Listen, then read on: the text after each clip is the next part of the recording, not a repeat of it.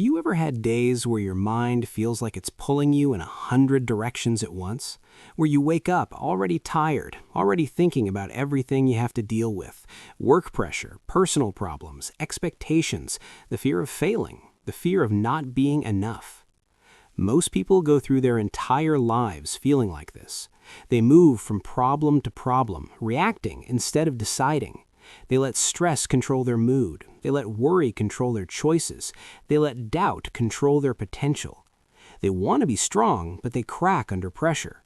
They want clarity, but their mind is loud and messy. They want confidence, but everything outside of them feels unstable. But here's the thing most people never realize. Mental toughness isn't something you're born with. It's something you build.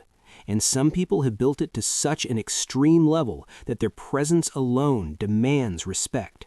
Their clarity intimidates uncertainty. Their mindset turns chaos into opportunity. Today, we're going deep into the life of someone who mastered this better than almost anyone in history. Someone whose understanding of discipline, awareness, and inner strength still influences strategy and psychology centuries later. Miyamoto Musashi. Not just a swordsman, not just a warrior, a man who built one of the strongest minds ever recorded. If you clicked on this video, there's a reason.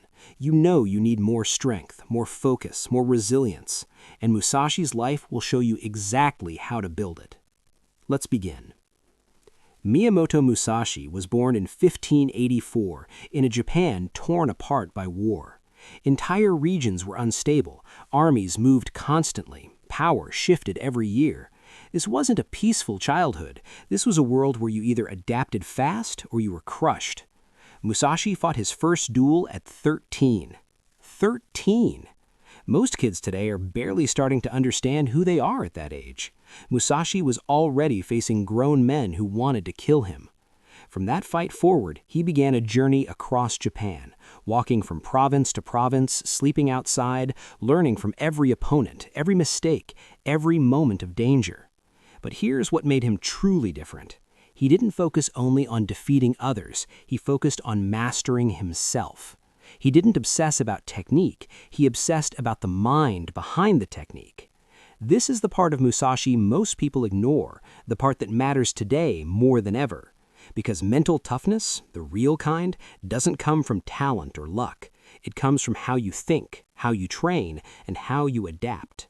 And Musashi left behind principles that show us exactly how he did it. Now let's break down the mindset that made him unshakable. Before we jump into the lessons, there's an important point to understand. Musashi wasn't seeking fame. He wasn't trying to be remembered or to prove he was better than anyone else. What he was doing, quietly, consistently, was studying himself. He wanted to understand how his mind worked so completely that nothing, no fear, no opponent, no unexpected circumstance could force him into panic or hesitation.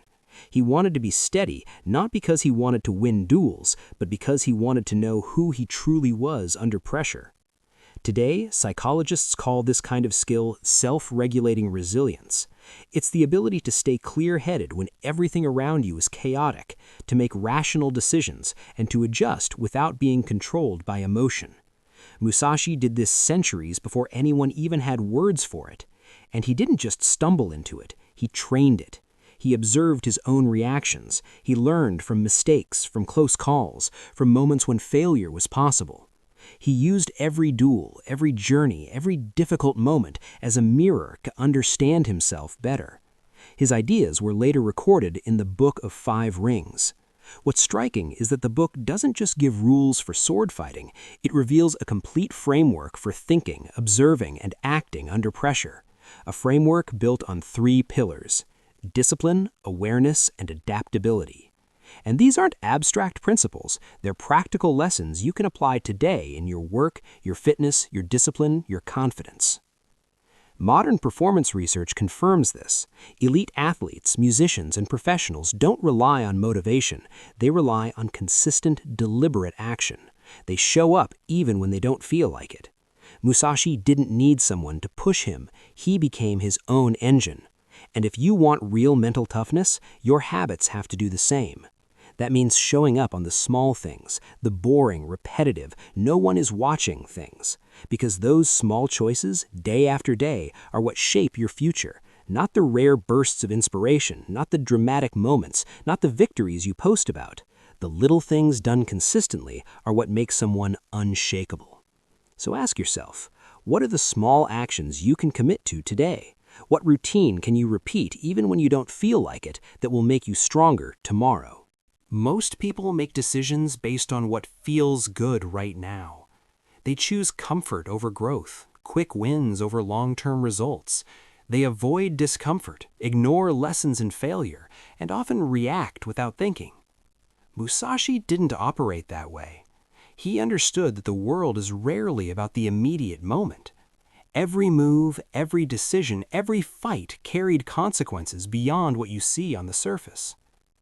There's a story from his travels that illustrates this perfectly. Musashi would sometimes arrive late to a duel. Not because he was disrespectful, not because he was careless, but because he wanted to study his opponent. He observed how the person reacted under frustration, how they handled stress, how they behaved when the situation didn't go their way. That gave him an advantage long before any swords were drawn. This is what mental toughness looks like. Not reacting to the first thing you feel, not giving in to panic or impulse, but stepping back, observing, and considering the long-term consequences of your actions. Musashi applied this idea to every part of his life. Even victories weren't automatically good. He would consider, could winning this duel make me overconfident? Could it create unnecessary enemies?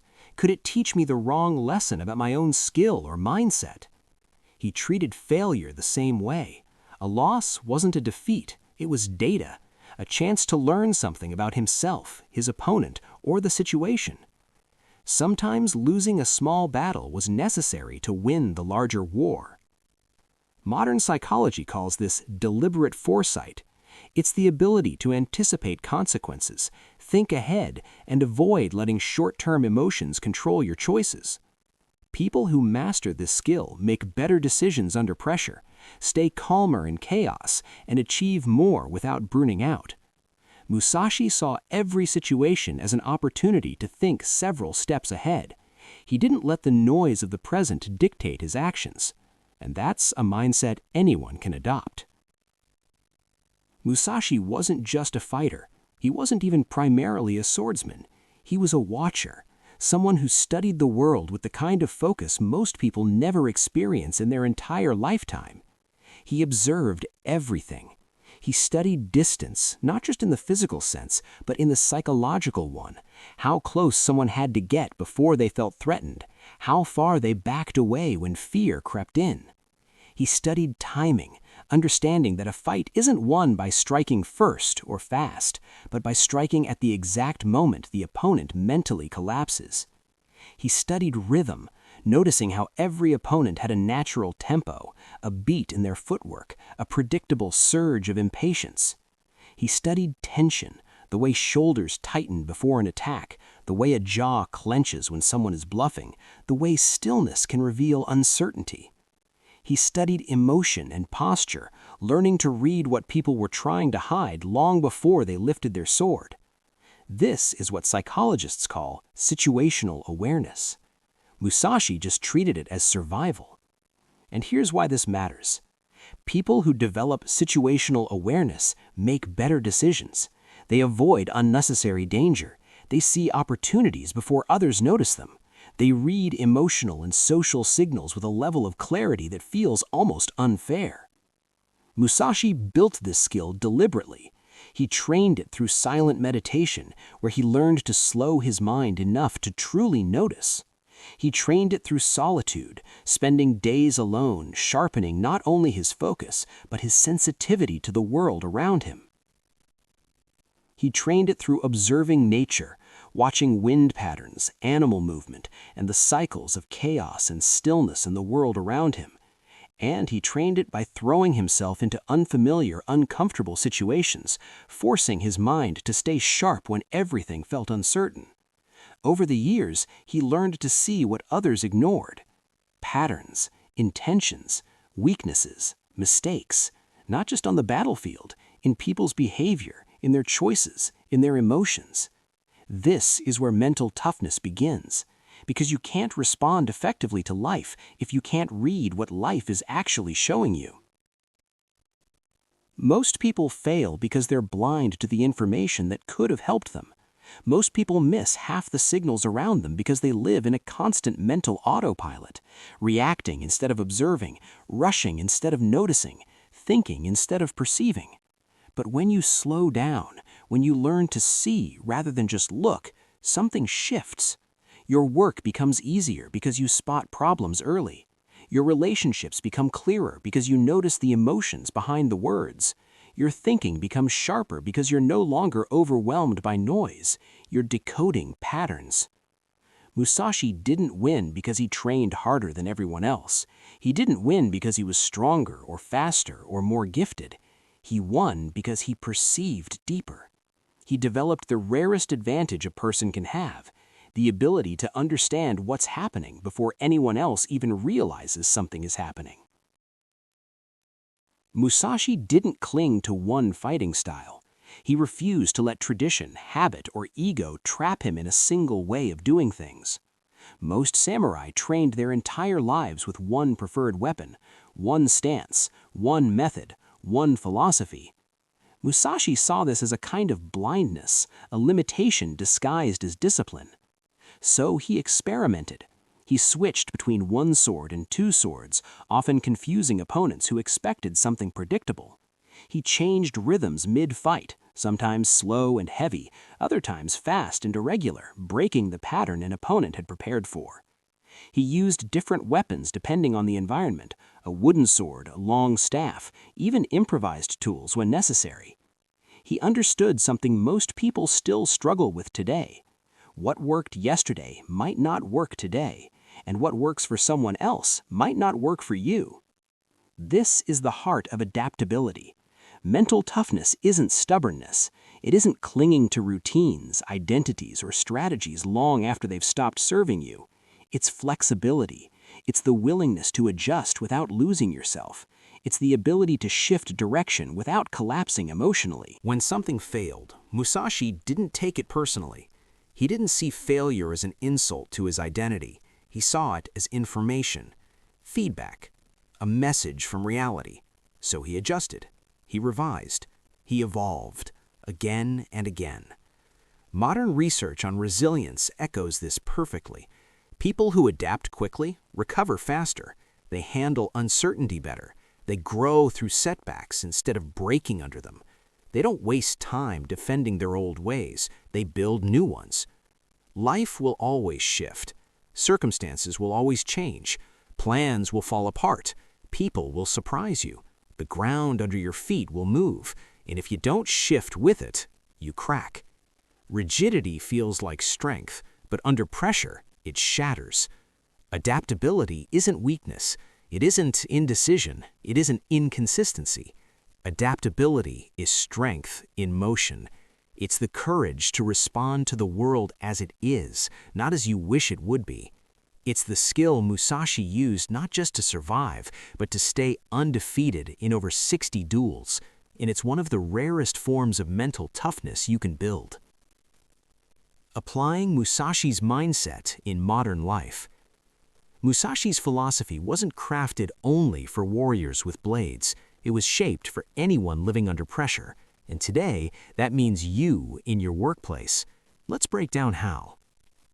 At work, when pressure hits, most people don't rise to the moment. They freeze, they scramble, they panic, hesitate, or swing wildly in the wrong direction.